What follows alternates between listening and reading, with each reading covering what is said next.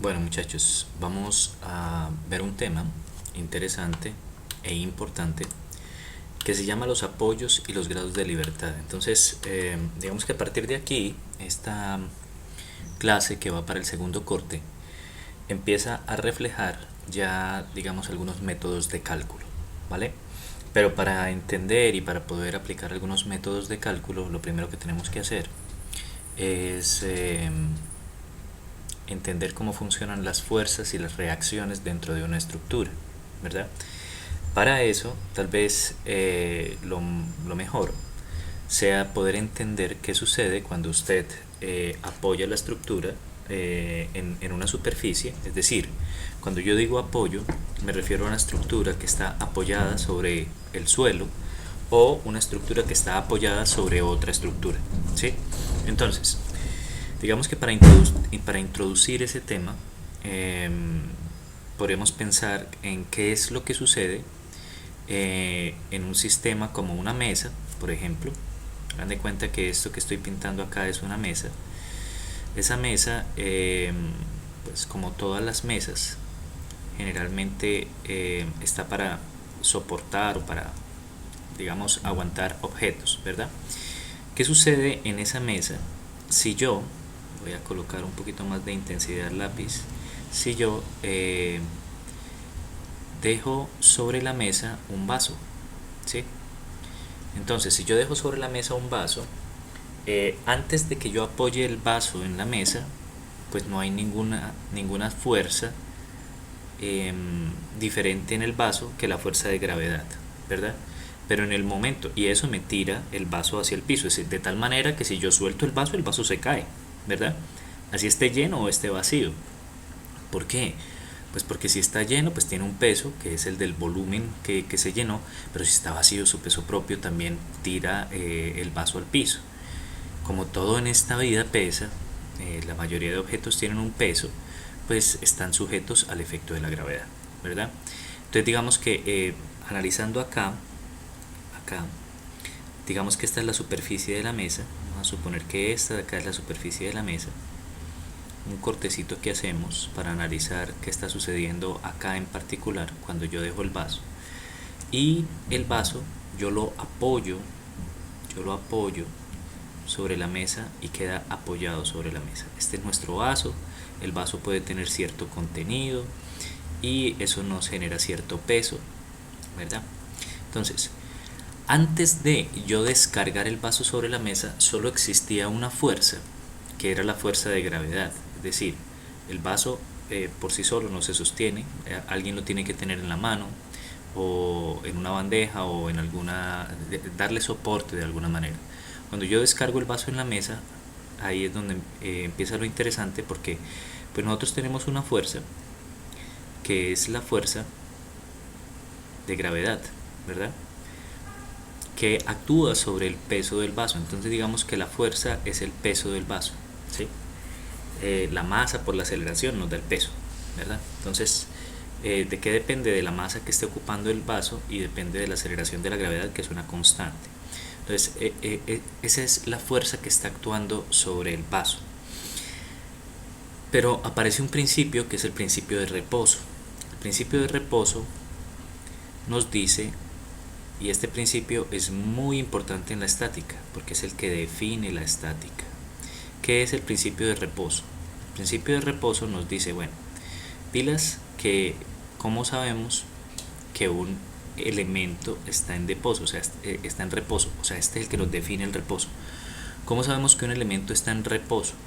¿El vaso está en reposo? Sí, efectivamente está en reposo. No se está moviendo, está sobre la mesa. Ah, bueno, entonces, ¿cuál es el principio?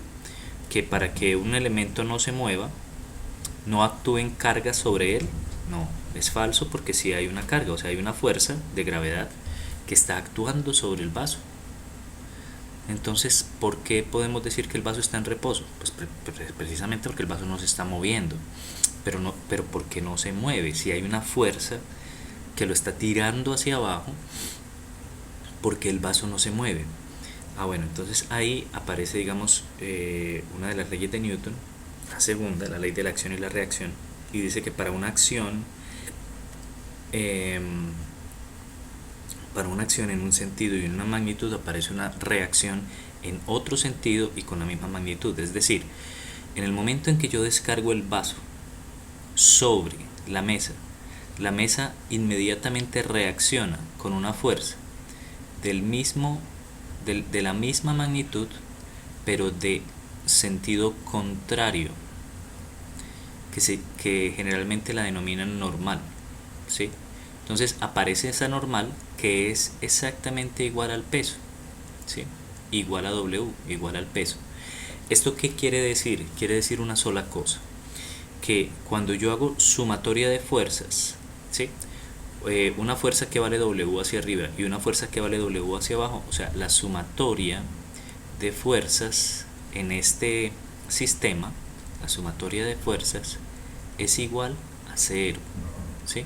Es decir, una fuerza anula a la otra. Entonces sí, hay fuerzas actuando sobre el vaso, pero esas fuerzas cuando se suman son iguales a cero.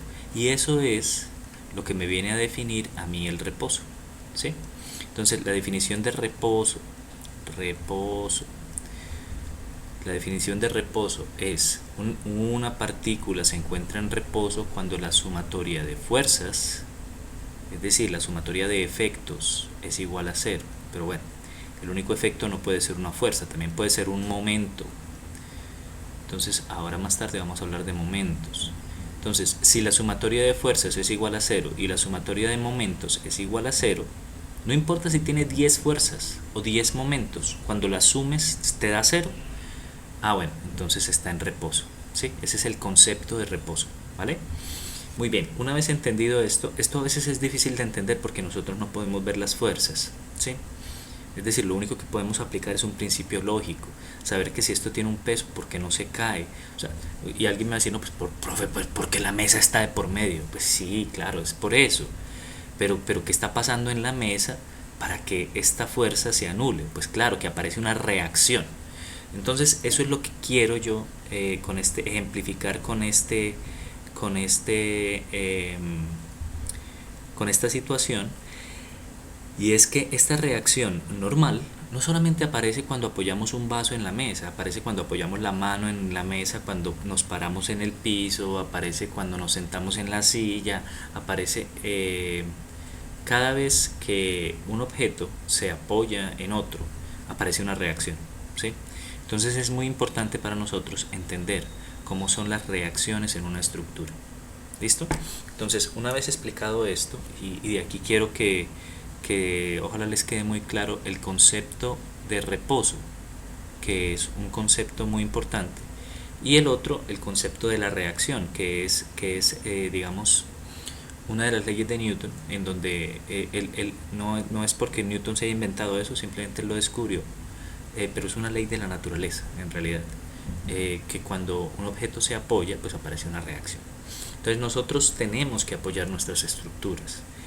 Nuestras estructuras generalmente, o sea, ¿qué es una estructura?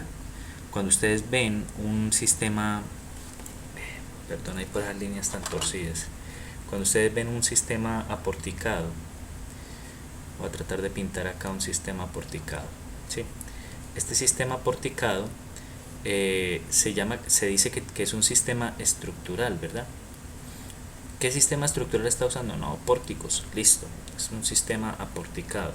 Este sistema aporticado generalmente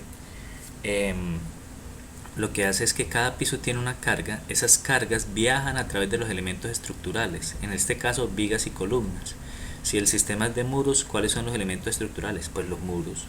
Entonces viaja a través de los elementos estructurales e inevitablemente va a llegar al piso en donde él está apoyado, o sea, el edificio está apoyado en el suelo, o sea que finalmente el edificio me va a transmitir carga es en estos puntos, en los puntos del suelo, ¿sí? O sea, acá, o sea que finalmente ¿quién es el que resiste el suelo? El peso, perdón, la carga, el suelo, ¿sí? El suelo, y por eso son tan importantes los suelos, y por eso es tan importante el estudio de suelos para evitar luego patologías en la edificación. Entonces,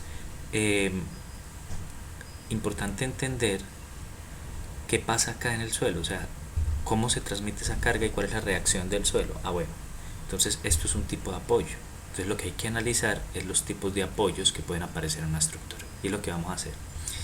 Para analizar los tipos de apoyos, entra en ese análisis un concepto, que es el concepto de los grados de libertad.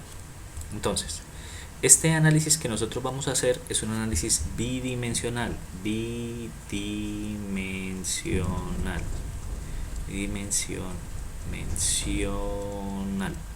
Bidimensional quiere decir que vamos a trabajar sobre un plano X y un plano Y, o sea, vamos a trabajar en dos dimensiones.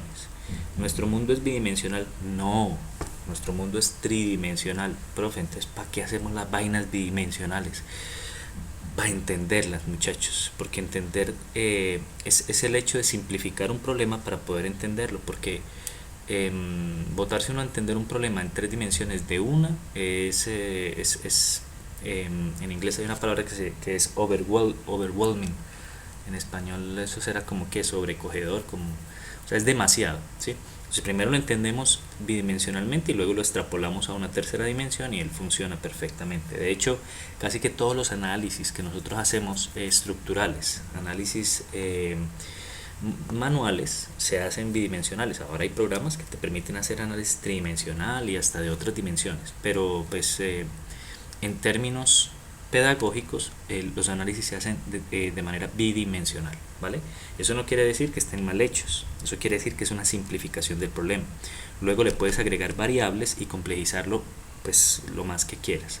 Entonces, teniendo en cuenta este concepto de trabajar en un plano bidimensional, en dos dimensiones, ¿sí? Cuando uno está circunscrito a un eje cartesiano, uno tiene que pensar si uno es una partícula. O sea, digamos que este es el concepto básico para empezar a entender lo de los apoyos o lo de los grados de libertad. Si uno es una partícula, ¿cómo se puede mover? ¿Se puede mover en el eje Z? No, porque es que no hay eje Z, estamos en X y en Y. Entonces, ¿cómo se puede mover? Se puede mover de manera horizontal, es decir, se puede mover hacia acá o se puede mover hacia acá, ¿sí? Es decir, se puede mover en X. Usted puede trasladarse hacia allá o trasladarse hacia acá, se traslada en X.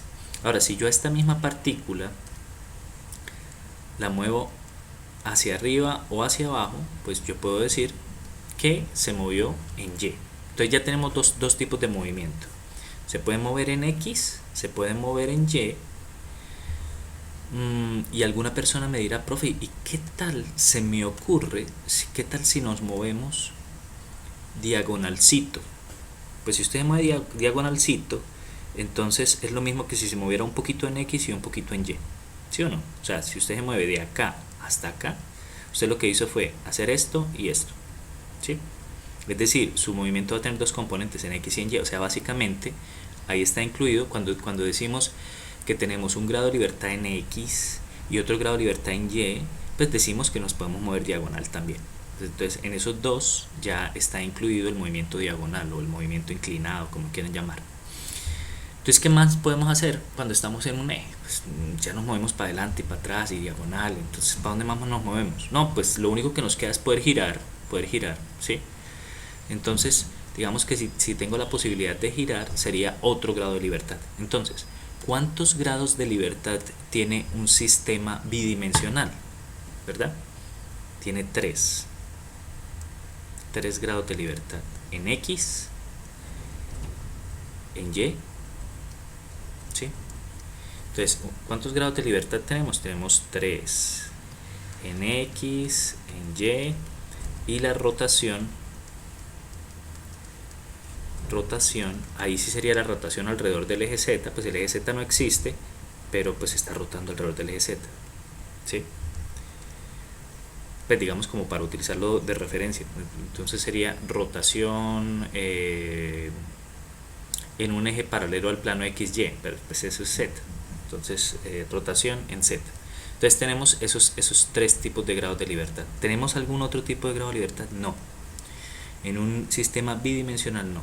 Ahora, si estuviéramos en un sistema tridimensional, esto podría pasar en este plano, en el plano de acá, en el plano de acá, y ya no tendríamos 3, sino tendríamos 9 grados de libertad. y se nos pone el pan a mordiscos. Por eso lo ideal es hacer el análisis bidimensional. Listo, muchachos. Una vez dicho eso y explicado este tema, voy a detenerme un momentico y empiezo a explicar lo de los apoyos y los grados de libertad, ¿vale?